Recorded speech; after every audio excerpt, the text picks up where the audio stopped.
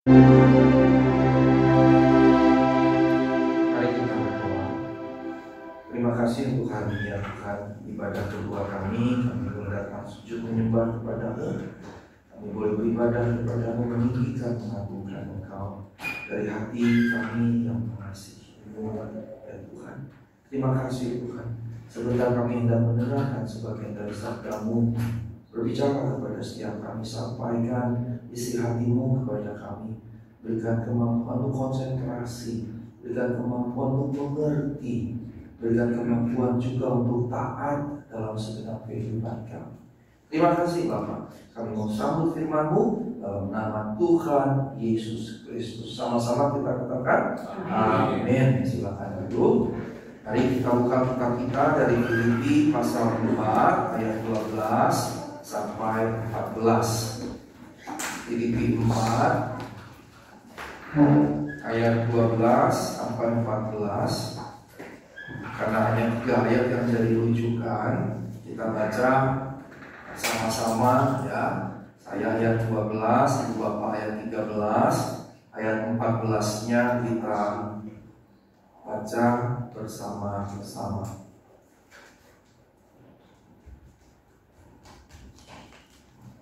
Baik, mari kita mulai.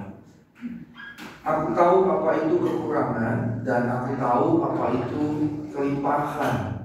Dalam segala hal dan dalam segala perkara tidak ada sesuatu yang merupakan rahasia bagiku, baik dalam hal kenyang maupun dalam hal kelaparan, baik dalam hal kelimpahan maupun dalam hal kekurangan. Segala perkara dapat kami dari Dia yang memberi kekuatan kepadaku. Bersama-sama. Namun baik juga perbuatanmu bahwa kamu telah mengambil bagian dalam kesusahanku.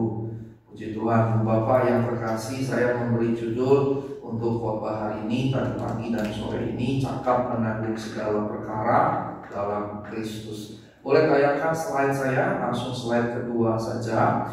Tadi kita sudah membaca, ini Bapak yang terkasih, ayat yang menjadi rujukan. Nah sekarang kita patokan pada ayat yang ke-12. Di ayat yang ke-12 itu dikatakan dalam segala perkara, dalam segala hal dan dalam segala perkara tidak ada sesuatu yang merupakan rahasia bagiku. Nah, saya mau beri highlight untuk rahasia di sini. Kata rahasia di sini memue mai. Ini kalau arti harfiahnya menyebabkan, menimbulkan misteri. Jadi rahasia di sini bukan sekedar rahasia, tapi misteri. Kalau rahasia dalam bahasa Indonesia bisa macam-macam. Gue mau kasih tahu rahasia, itu kan? Gue mau kasih tahu rahasia, tahu nggak sih ini begini, begitu. Kalau itu sudah bukan rahasia ya, gosip, gitu ya. Gosip. Dan kalau mau jujur, karunia yang paling banyak dimiliki oleh di semua gereja di seluruh dunia adalah gosip. Itu karunia ternyata, walaupun tentunya tidak positif gitu ya. Saya menemukan karunia yang sangat hadir di semua gereja. Nggak ada gereja yang nggak ada gosip, pasti ada. Lah Tuhan Yesus juga kena kok. Tadi pagi saya korban tipu tentang Yudas Iskariot. Nah, Iskariot itu salah satu arti dari Iskariot itu Sikarius, dari kelompok Sikari yang merupakan pemberontak, teroris gitu. Nah, si Yudas Iskariot ini berencana menyerahkan Yesus. Tentunya sebelum berencana menyerahkan Yesus, dia ada percakapan kan, dia datang ke imam besar, imam kepala, berarti ada gosip di situ. Jadi kalau Tuhan Yesus saja tidak imun, tidak bersih dari gosip, ya wajarlah kalau di gereja juga ada gosip. Tapi seharusnya orang-orang percaya tidak melakukannya. Kan yang melakukan Yudas Iskariot, murid yang kemudian memberontak, mengkhianati, kemudian akhirnya mati, bunuh diri, dan begitu ya. Tapi seharusnya orang-orang percaya tidak melakukannya. Nah, jadi ini bukan bicara rahasia seperti gue mau kasih tahu, bukan itu gosip, bukan juga rahasia misalnya nih Pak Gembala punya istri kedua. Daripada saya bilang Pak Wakil Gembala kan nanti dia marah gitu, pas istri lagi belum fit betul gitu kan, benar nyampe di mobil, tadi Bang Asiba kasih contoh beneran jangan-jangan gitu kan, repot gitu. Jadi saya saja gitu kan. Misalnya, Pak Asiba punya istri kedua misalnya begitu kan, tanggung amat 2, 3, atau 4 sekalian gitu kan.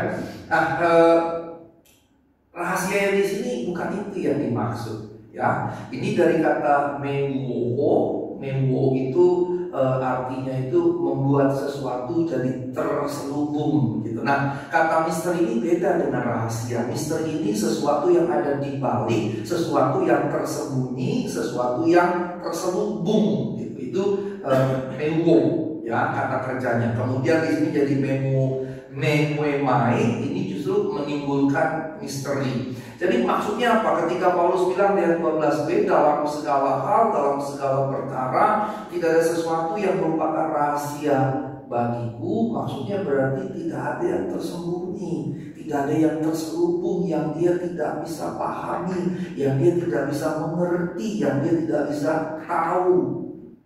Dan ini pernyataan yang sebetulnya menunjukkan syaratnya pengalaman, yang menunjukkan syaratnya pengalaman dalam kehidupan. Nah, dengan kata lain seharusnya pengalaman demi pengalaman dalam kehidupan kita bukan membuat kita terpuruk dan terpuruk. Tidak begitu seharusnya. Seharusnya pengalaman membuat kita, kalau bahasa di negeri kita kan, sudah makan banyak asam garam gitu. Padahal kalau beneran makan banyak asam garam, darah tinggi ya. Garam kan bikin darah tinggi, asam bisa bikin asam lambung gitu. Tapi maksudnya sudah punya banyak pengalaman sehingga jadi bijak begitu. Nah, Paulus berkata bahwa dalam segala perkara, dalam segala hal tidak ada yang rahasia, menunjukkan dia memiliki begitu banyak pengalaman, dan pengalaman ini kemudian justru membentuk dia makin hari makin naik, makin hari makin naik. Kemarin Kamis dan Jumat dan Sabtu saya melayani 10 hari Pentakosta. Beberapa gereja Protestan itu antara hari kenaikan sampai hari Pentakosta itu 10 hari itu bikin ibadah tiap hari. Nah, saya ada dapat jatah dua kali berturut-turut di Bau Tomang.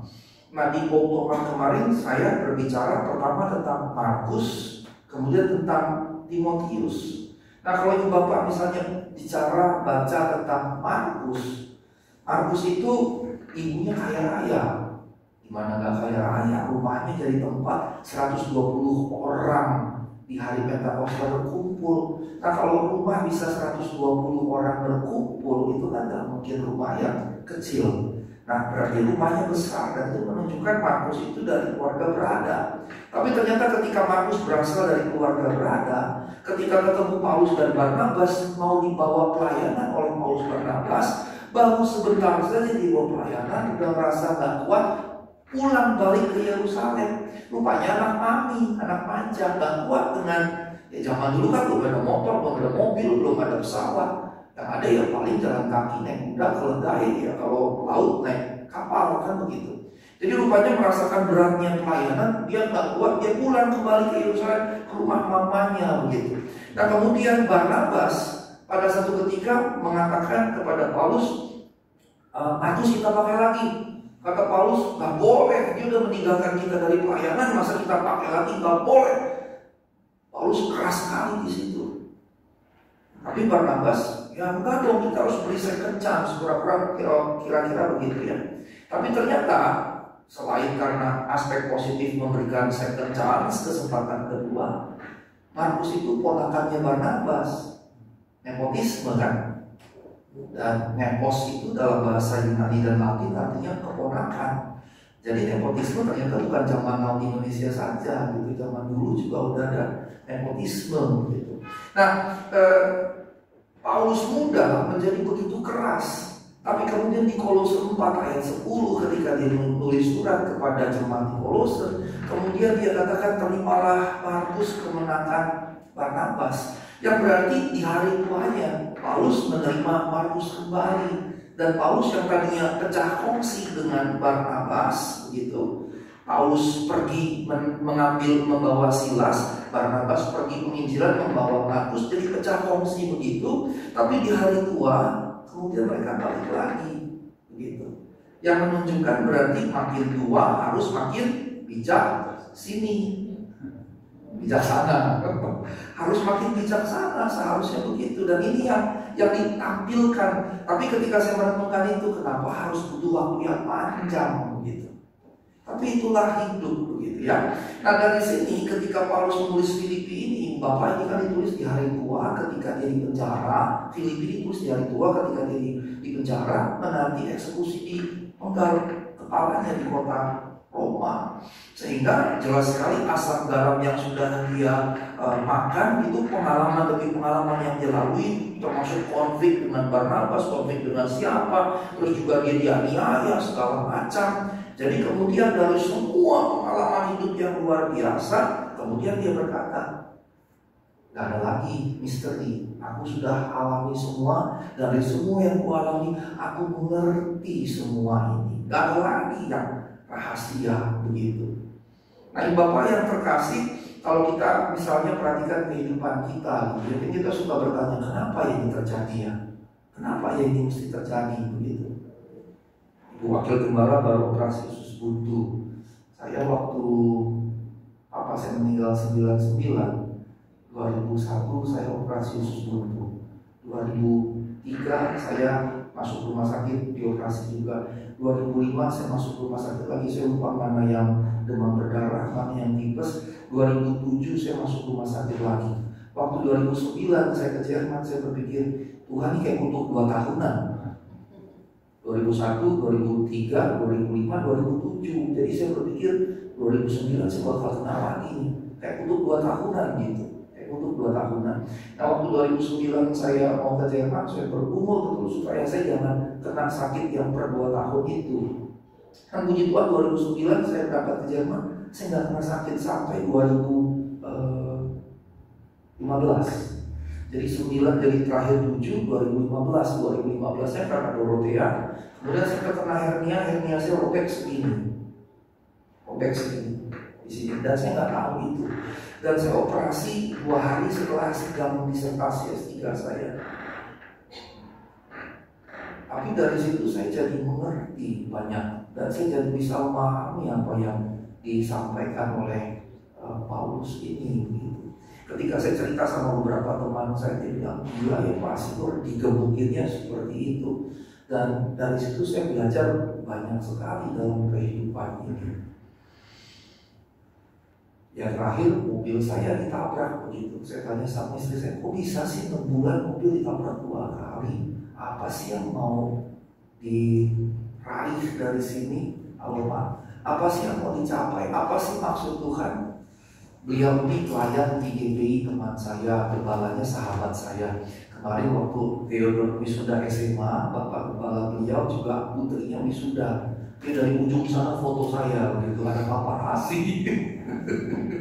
Nah beliau pelayan pagi dan sore, jadi selesai pelayanan beliau datang ke sini. Dan Pak Henry ini sudah 5 tahun selalu datang ke gereja kita sore, karena dia pengen, dia punya momen begini, saya 2 kali pelayanan, saya mesti ada satu di mana saya duduk diam jadi anggota jemaat gitu.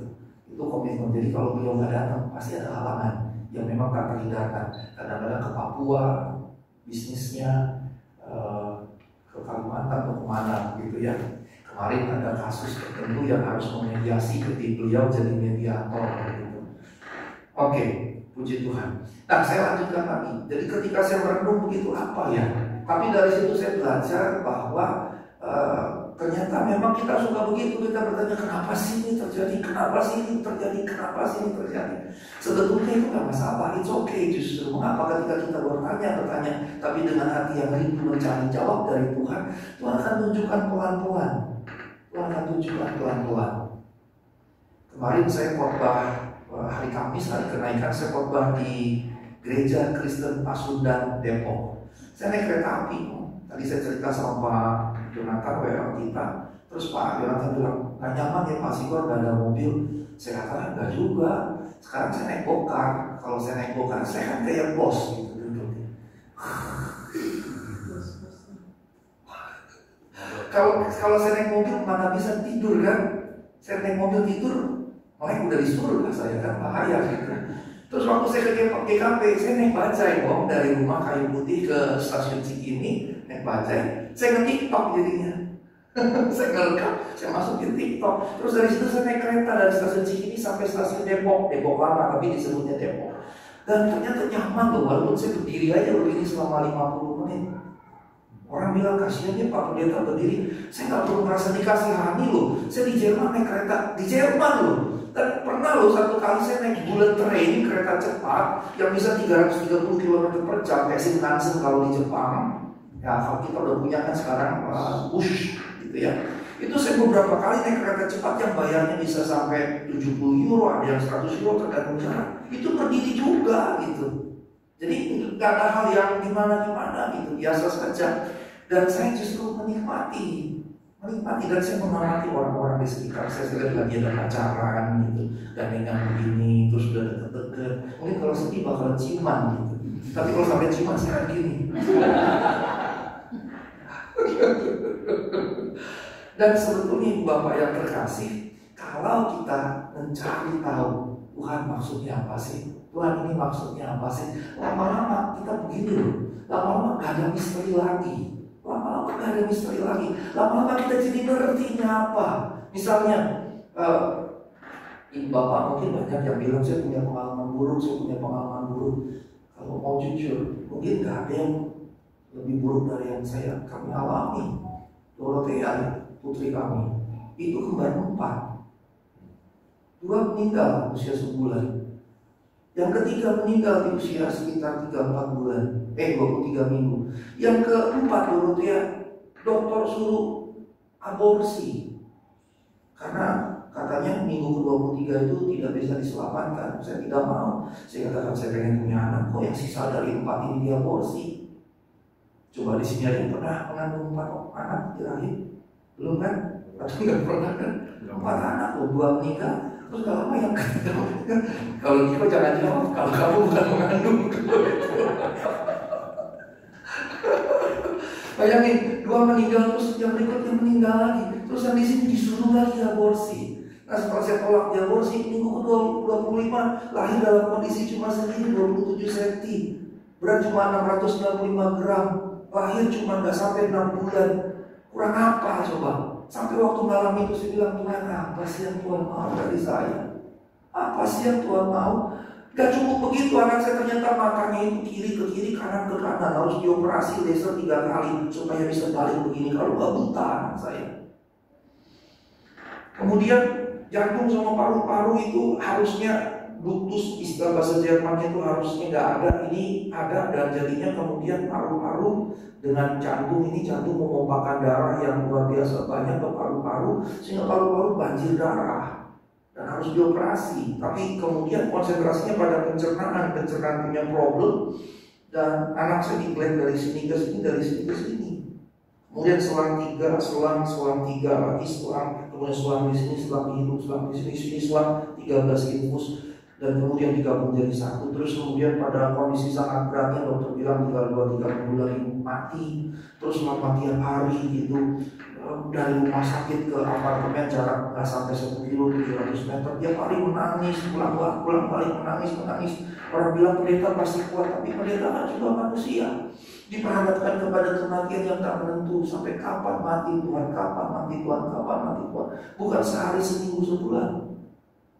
9 bulan bayangkan, bergumul seperti itu.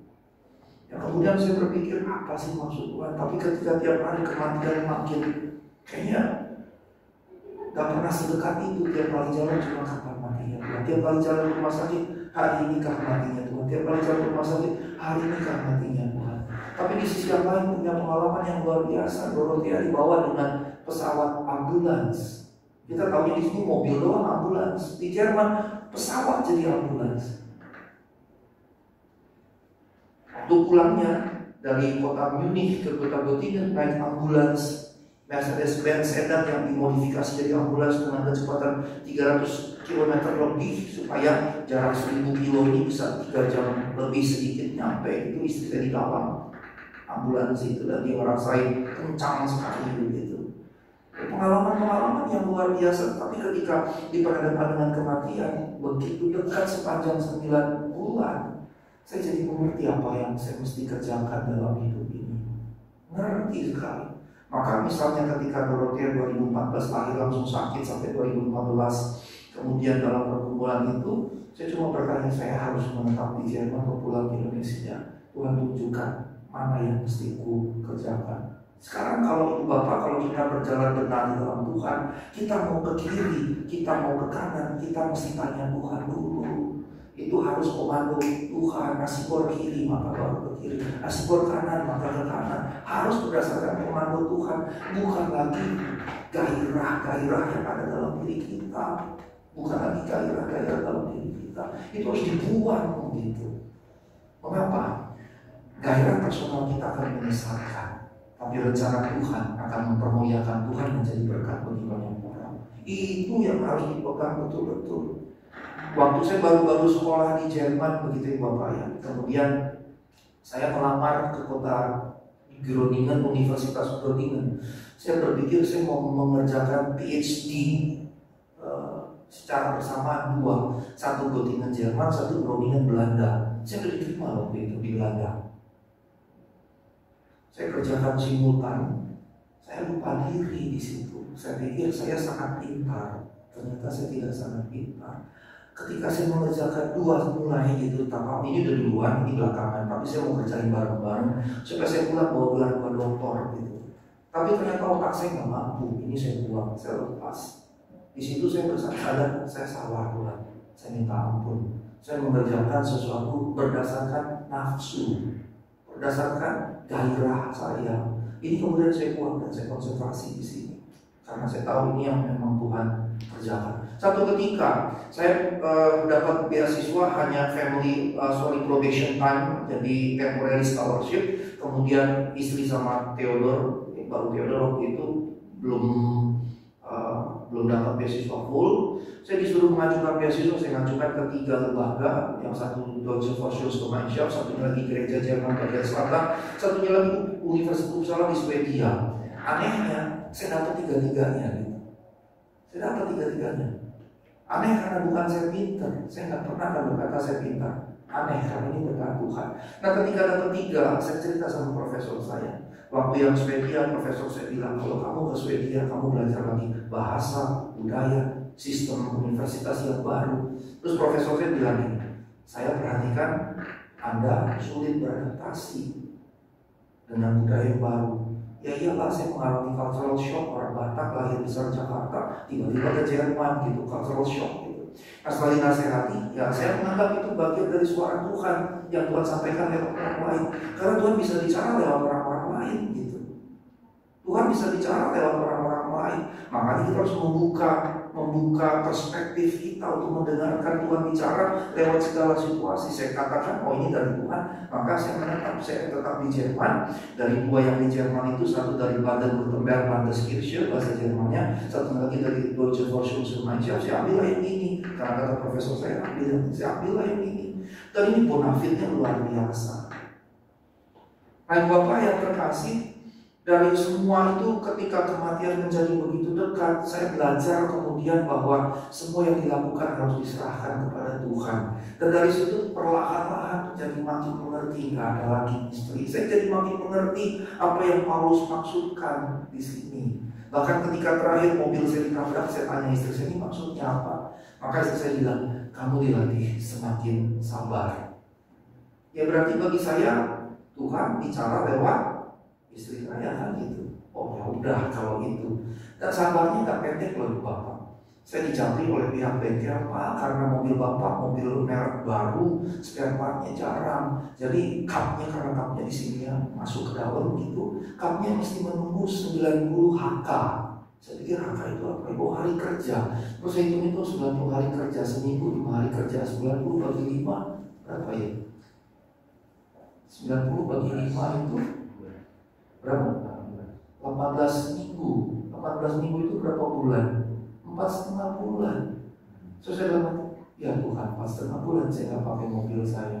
Ya sudah, suka cita saja. Gitu. Maka tadi waktu cerita dengan Pak Yonatan, itu yang saya sampaikan.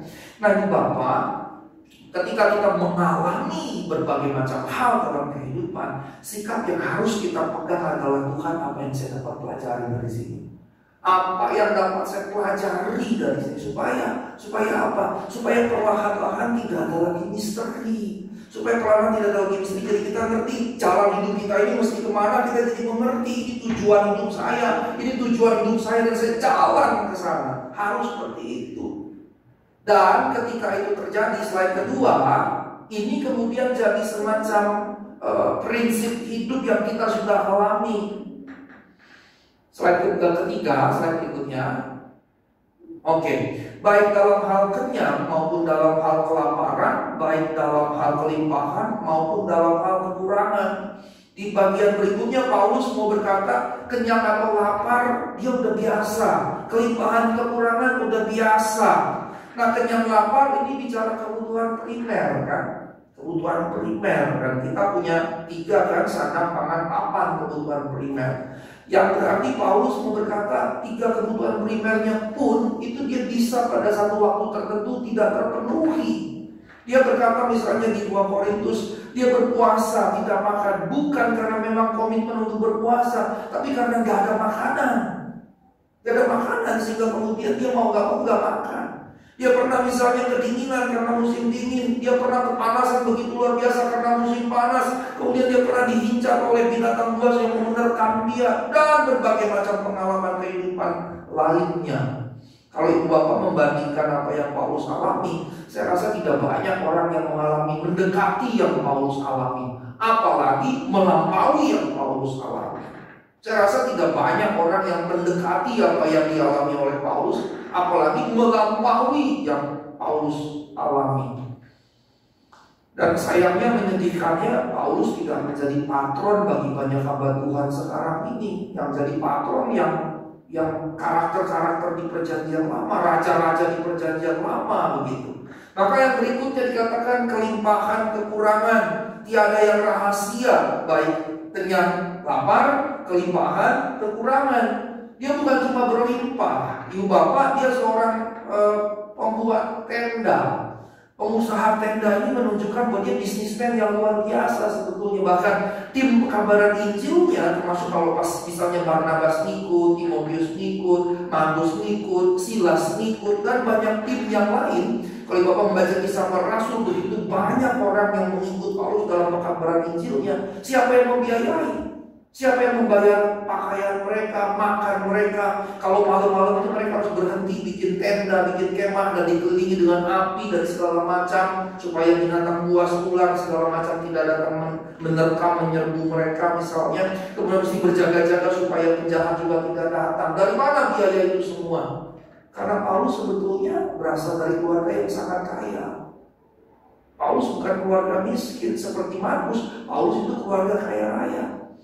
Jadi dalam kondisi sebelumnya dia kaya raya, mengerti kelimpahan. Tetapi yang luar biasa, Ibu Bapak, sekarang saya mau highlight dulu kelimpahannya. Kalau Ibu Bapak perhatikan, tadi dia membuat kemah, berarti dia bisnismen. Terus dia warga negara Roma karena by birth, karena kelahiran, yang berarti dia warga negara kelas 1. Kepala penjara saja takut sama Paulus karena dia jadi warga negara Roma, membeli warga negara sementara dari lahir, yang berarti secara status sosial Paulus di atas kepala penjara. Sampai Paulus bilang, bisa gak kamu menghukum warga negara Rom tanpa diadili? Dia kaget karena dia beli warga negara sementara Paulus dari lahir, yang menunjukkan secara strata sosial Paulus tinggi sekali. Yang ketiga, kalau ini tadi 2 bisnismen, kemudian warga negara kelas 1. Yang ketiga, dia lahir besar di Antioquia. Antioquia itu kota megapolitan kalau zaman sekarang. Yang keempat, dia dididik oleh Gamaliel. Tidak mungkin orang biasa-biasa berguru pada Gamaliel, harus orang kaya raya yang berguru pada Gamaliel gitu. Karena dia adalah salah satu, bisa dikatakan, rabi yang sangat populer saat itu. Kalau zaman sekarang ya kuliah di UI bandingannya, atau kalau di Amerika ke Harvard gitu. Nah, 4 detail tentang Paulus ini menunjukkan dia bukan orang biasa, dia orang yang sangat berada. Kemudian yang kelima, ini hampir tidak ada di banyak buku teologi, tapi saya dapat dari teman saya waktu saya ke Italia, ke kota Roma.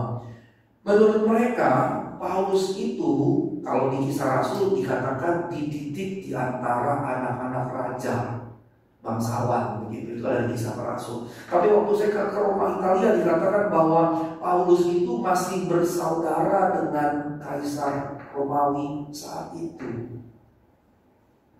Ada buktinya secara tidak langsung ada. Stefanus dihukumnya kapan? Ada yang ingat?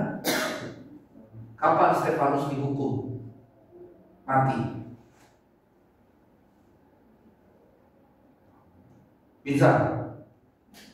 Karena sudah mulai ngantuk dia. Kapan Stefanus dihukum raja? Hari itu juga. Hari itu juga ketuk palu langsung dilempari batu sampai mati. Betul kan? Kapan Yesus dihukum? Ditangkapnya hari apa? Kamis. Dihukumnya hari Jumat, cuma 1 hari. Stefanus hari itu juga, Yesus selisih 1 hari. Paulus berapa lama butuh untuk dihukum mati? Antara 4 sampai 5 tahun. Beda banget kan? Mengapa beda? Karena status sosial tadi, dia adalah keluarga yang sangat berada, secara sosial sangat tinggi. Karenanya dugaan bahwa dia masih berdarah atau keturunan dari Kekaisaran Romawi didukung oleh fakta tadi. Mengapa butuh bertahun-tahun? Karena nggak sembarangan kalau membunuh hukum mati keluarga raja begitu. Nggak sembarangan.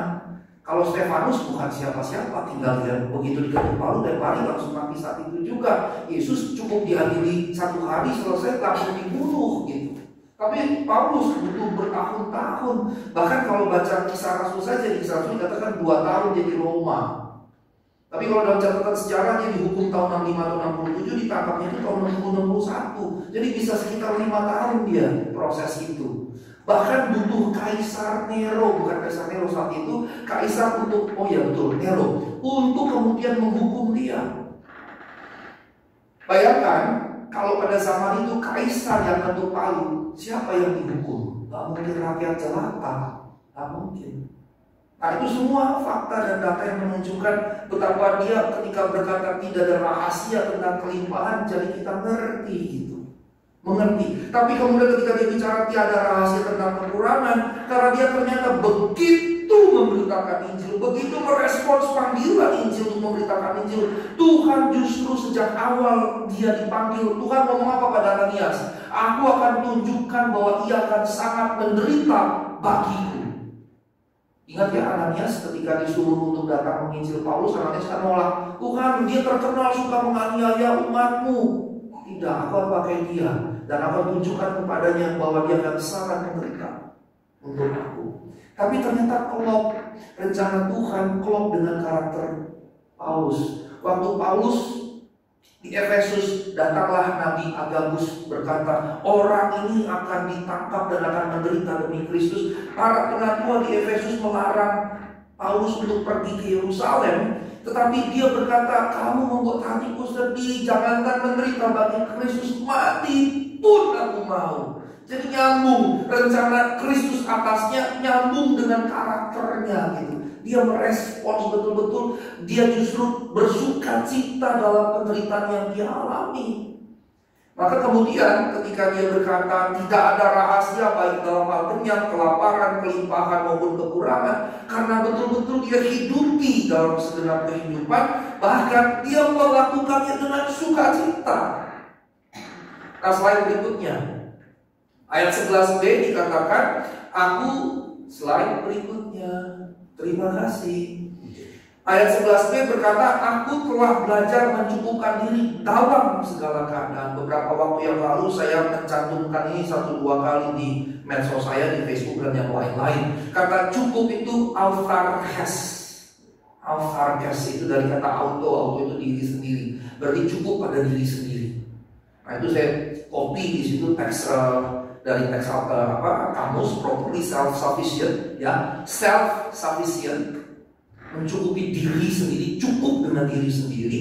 Kemudian content in the sense of being satisfied, nyaman, sukacita, merasa terpenuhi bukan karena keinginannya terpenuhi, merasa being satisfied, dipuaskan. Karena apa? Karena living in God's content atau fullness. Karena hidup dalam kesukaan Allah, dalam kepenuhan Allah. This inward sufficiency is as valid in low times as in high times. Jadi kecukupan ini bukan ketika kita hanya makmur, tapi dikatakan ketika low times dalam penderitaan maupun juga high times ketika makmur. Jadi dengan kata lain dua-dua. Sehingga saya berkata cukup bukan hanya ketika saya makmur, saya berkata cukup pun ketika saya tidak punya apa-apa. Maka dengan kata lain kecukupan tidak ditentukan pada apa yang akan kita dapat, pada apa yang akan kita miliki. Cukup itu berarti dengan apa yang sekarang ada pada kita. Sekarang ada pada kita. Maka ketika Paulus berkata, aku telah belajar mencukupkan diri dalam segala keadaan. Nah, segala keadaan menjelaskan cukup itu cukup dalam segala keadaan. Kalau sekarang saya dalam ekonomi sulit, cukup dengan ini. Kalau kemudian saya dalam ekonomi yang baik, cukup dengan ini. Ini yang dimaksud dengan autarkes. Kata benarnya autarkeia. Ini harus jadi spiritnya logos. Kita harus cukup dengan apa yang ada. Dan kita bersuka cita dengan apa yang ada. Misalnya keluarga muda, belum punya anak, cukup dengan keadaan ini. Serahkan sama Tuhan. Kalau Tuhan anggap layak punya anak, Tuhan akan sediakan. Waktu kami punyanya Theo bilang begini, Pak, kalau boleh saya punya adik. Kenapa? Ya kalau papa mau berbeda, ntar saya sendiri, kata Theo. Saya bilang, oh ya udah, kalau begitu. Tadinya saya pikir satu cukup lah, gitu kan. Tapi dengan ngomong begitu, ternyata bagi Theodor dia butuh teman. Maka kemudian ya kami bergumul. Dan karenanya harus punya bayi tabung, karena tidak bisa tidak dengan bayi tabung. Begitu. Dan itulah terjadi begitu. Jadi kita juga harus hati-hati dengan apa yang kita inginkan. Ketika Tuhan katakan, ya aku penuhi keinginanmu, nggak hanya lurus loh, nggak hanya lurus. Dia bisa punya rencana yang luar biasa begini, begitu. Dan itu yang kami alami. Jadi cukup itu tidak ditentukan pada apa yang ada atau apa yang tidak ada. Betul-betul cukup pada diri kita sendiri. Nah karenanya slide berikutnya kita belajar mesti menghidupi teologi cukup ini. Teologi cukup, saya tidak ingin jelaskan panjang lebar karena ini bukan seminar, tapi saya ingin mengutip beberapa ayat. Ibrani 13 ayat 5, janganlah kamu menjadi hamba uang dan cukupkanlah dirimu dengan apa yang ada padamu. Cukup dengan keadaan sekarang ini. Kalau tidak punya anak, cukup dengan keadaan tidak punya anak. Kalau ingin punya anak, serahkan pada Tuhan. In His time, in His will, Tuhan akan nyatakan. Entah kemudian Tuhan berikan atau tidak. Misalnya seperti itu. Karena Allah telah berfirman, aku sekali-kali tidak akan membiarkan engkau, dan aku sekali-kali tidak akan meninggalkan engkau. Kalimat yang dikutip di ayat 5b ini harus jadi pegangan kita orang percaya. Allah sama sekali tidak akan membiarkan kita, sekali-kali tidak akan meninggalkan kita. Dan ini harus jadi semacam pegangan waktu saya jalan dalam kehidupan. Tuhan gak akan pergi meninggalkan saya. Tuhan gak akan pergi meninggalkan saya. Ketika saya jalan, Tuhan gak akan pergi meninggalkan hidup saya. Yang jadi persoalan cuma adalah saya pergi meninggalkan Tuhan atau tidak. Itu yang jadi persoalan. Saya pergi meninggalkan Tuhan tidak. Tuhannya tidak akan pernah meninggalkan kita sama sekali. Maka kalau kita tahu hidup kita benar, kita yakin saja Tuhan pasti menyertai. Yakin mengapa? Karena firman Tuhan ya dan amin. Dia tidak akan berdusta dengan firman-Nya. Ini yang harus jadi pegangan kita semua. Harus jadi pegangan kita semua. Lukas 3 ayat 14. Kalau ini Yohanes Pembaptis. Prajurit-prajurit bertanya juga kepadanya, dan kami apa yang kami harus berbuat? Jawab Yohanes kepada mereka, jangan merampas, jangan memeras, cukupkanlah dirimu dengan gajimu. Saya ingat sekali, saya pernah beberapa kali memberikan nasihat pada orang yang berbeda dengan nasihat yang sama ini. Gaji terbatas, berkat Tuhan tidak terbatas. Karena yang hidup dengan gaji dan serahkan pada Tuhan yang memberkati itu. Gaji terbatas, berkat Tuhan tidak terbatas. Dan itu saya alami dalam kehidupan saya. Cukupkan kalau di atas dengan apa yang ada padamu, Lukas 3:14, dengan gaji. gajimu. Jadi ibu bapak sebisa mungkin nih, kalau secara praktis gaji misalnya 5 juta, pengeluaran jangan 5 juta.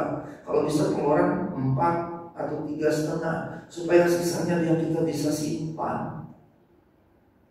Apalagi sampai gaji 5, pengeluaran 6 juta, 7 juta. Wah, bangkrut bandar ini. Pakai kartu kredit. Dan yang repotnya ada beberapa orang yang saya kenal ketika buka dompetnya, kartu kredit banyak banget gitu. Nanti cicilan dari sini bayar pakai ini, cicilan ini bayar pakai kartu berikutnya gitu kan, kacau gitu ya. Itu ya sistem dunia membuat kita jadi terkecoh. Belum lagi pinjol. Dan ada penelitian loh, pinjol di Indonesia 90% itu 25 tahun ke bawah. Nah, itu mengerikan. Nah, Bapak yang terkasih dalam Tuhan Yesus Kristus, cukupkan diri dengan gaji, dengan penghasilan pendapatan. Tapi begini, ini prinsip yang saya juga suka ajarkan di banyak tempat. Gaji 5 juta, begitu naik 7 juta, gaya hidup jangan ikut naik. Jangan.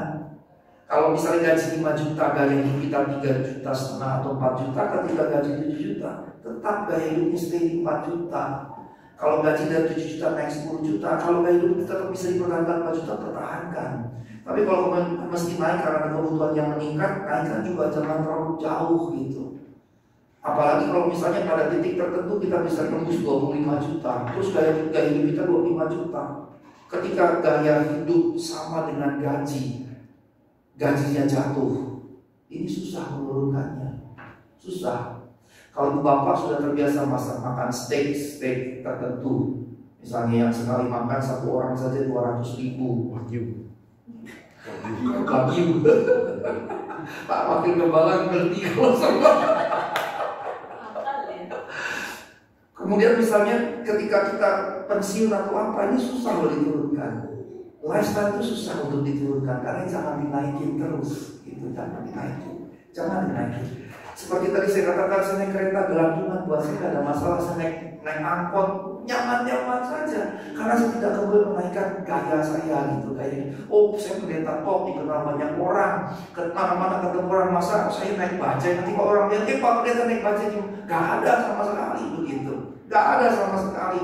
Dan ini yang harus kita pelihara dalam segenap kehidupan kita. Kita rawat betul-betul begitu. Rawat betul-betul.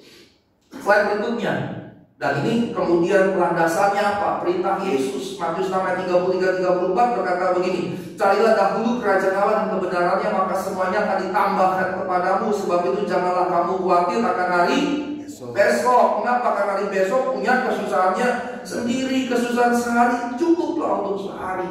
Kalau dalam hal planning gitu ya, boleh kita merencanakan ke depan, tapi perencanaannya kita serahkan kepada Allah. Tapi ini bicara kesusahan-kesusahan, kekhawatiran-kekhawatiran, kecemasan-kecemasan dalam hidup. Tuhan bilang gak usah dibebani dengan hal-hal yang seperti itu. Makanya kemudian Matius 6 ayat 11 dalam doa Bapa kami, berikanlah kami pada hari ini makanan kami yang secukupnya. Ada 3 poin kecil yang secara cepat saya mau sampaikan. Pada hari ini loh, bukan sampai setahun ke depan, 10 tahun ke depan, hari ini. Yang kedua, makanan. Bahasa Yunaninya sebetulnya bukan makanan, roti. Tapi karena orang Indonesia makan roti gak kenyang, lagi terjemahnya makanan. Tapi di gereja Katolik bukan makanan, rezeki. Makanan gak cukup, harus tambah rezeki gitu. Dan yang ketiga, secukupnya. Ibu bapak bayangkan loh, ayat-ayat itu semua dari tadi bicara tentang cukup. Termasuk makan juga secukupnya.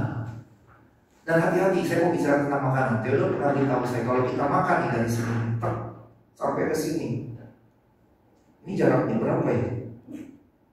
50 cm. Nggak sampai kayaknya. Sampai ini mungkin 40 kali ya, 40 cm ya. 40 ya. 50 ada sampai? Oke. Buat makanan.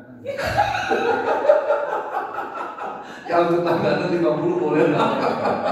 Susah pedagang. Marketing soalnya. Im bapak ini cuma setengah meter, tapi dari sini sampai sini butuh 20 menit. Makanya kalau kita makan gak langsung kenyang kan, tapi tiba-tiba setelah 20 menit tiba-tiba jadi kenyang. Yang repotnya 20 menit belum kenyang, kita hajar terus kan, hajar terus. Karena belum terasa kenyang, aja terus tiba-tiba setelah 20 menit mulai di sini penuh, baru terasa kenyang gitu. Tapi karena 20 menit kita sudah pompa terus, baru sadar bahwa sudah overload gitu. Nah, itu sebabnya Amsal bilang kalau kita makan taruh apa di sini? Pedang gitu. Ya, taruh pedang. Pisau, pedang, terserahlah. Taruh di sini maksudnya supaya apa? Supaya jangan terlalu banyak yang kita taruh di situ. Dan ternyata itu sejalan dengan penemuan proses makanan tadi. Rupanya dari sini ke sini ini butuh 20 menit. Terus maaf kata dari sini ke sini malah butuh berjam-jam gitu. Gitu ya. Nah, ini yang mesti kita timbang. Karenanya berikanlah kami pada hari ini makanan kami yang secukupnya. Menjelaskan kecukupan itu justru yang harusnya menjadi pegangan kehidupan kita. Nah, terakhir slide berikutnya, saya kutip panjang sekali tapi Bapak pasti sudah tahu 1 Timotius 6 ayat 6 sampai 8. Memang ibadah kalau disertai rasa cukup memberi keuntungan besar. Kalau Bapak datang ke sini atau dimanapun beribadah, kalau tidak ada rasa cukup, tidak ada gunanya. Tidak ada gunanya.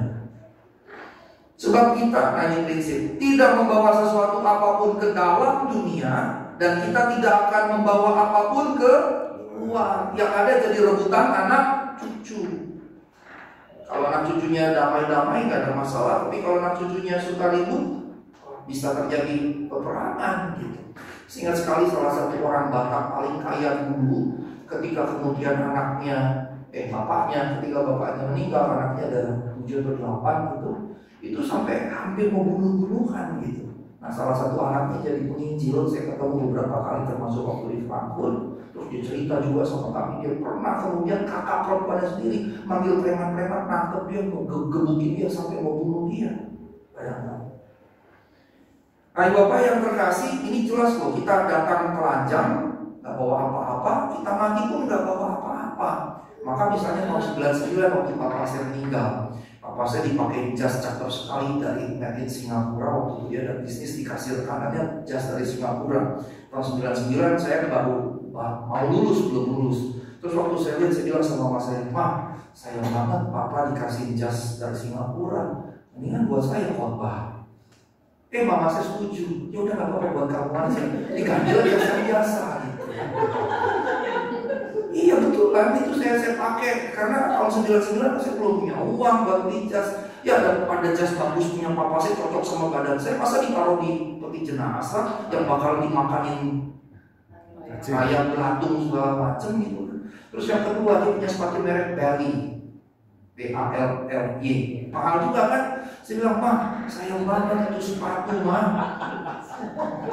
Saya mungkin butuh 10 tahun lagi baru bisa beli sepatu kayak gitu." Saya bilang, "Boleh nggak sepatunya buat saya juga aja?" Terus mama saya mikir, "Oh ya udah, ambil dia copot, ganti sepatu biasa."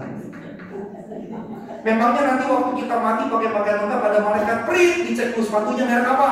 Emangnya begitu kan? Enggak gitu. Dicek.